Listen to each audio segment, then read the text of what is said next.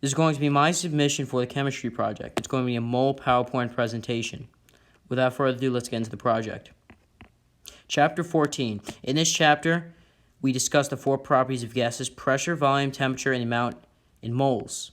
Although the majority of the chapter did not focus on moles, but rather the gas laws, it still established moles as a constant value, since throughout the gas laws, the amount of atoms per mole did not change. It also established moles as a way of measuring a substance. Moving on to Chapter 10. Moles is defined as a number that represents the number of particles contained in the atomic or molecular weight.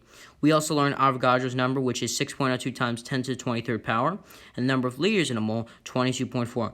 Those 2 numbers are going to be important for our unit conversions later on. Our first conversion is the atom-to-mole conversion, or mole-to-atom conversion. Converts atoms to moles, or moles to atoms using Avogadro's number. For the purpose of this example right here, it's going to be an atom-to-mole conversion. Factors from subscripts. It's conversion from moles of a compound to moles of an element or vice versa. Here's an example of factors from subscripts right here. Mole to mass conversion. This is where molar mass comes in, which is a mass of 1 mole of an element or compound that has a mass equal to the molecular weight in grams. The molar mass is used to convert from moles of a substance to grams of substance. Here's a mole to gram conversion. Finally, atom to gram conversion. A combination of an atom to mole conversion and a mole to gram conversion at once. 2-stepper. Here's an atom to gram conversion example.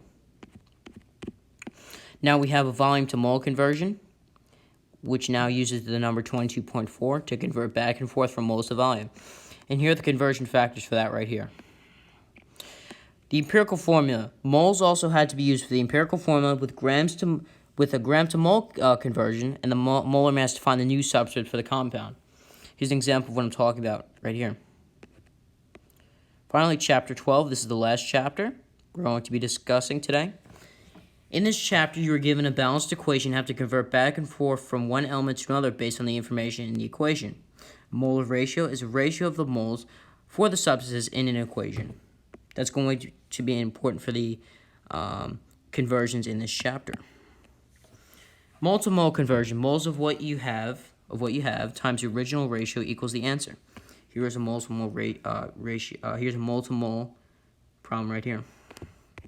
Moles to gram conversion. Moles of what you have times the original ratio times grams of what you want divided by mole of what you want equals the answer.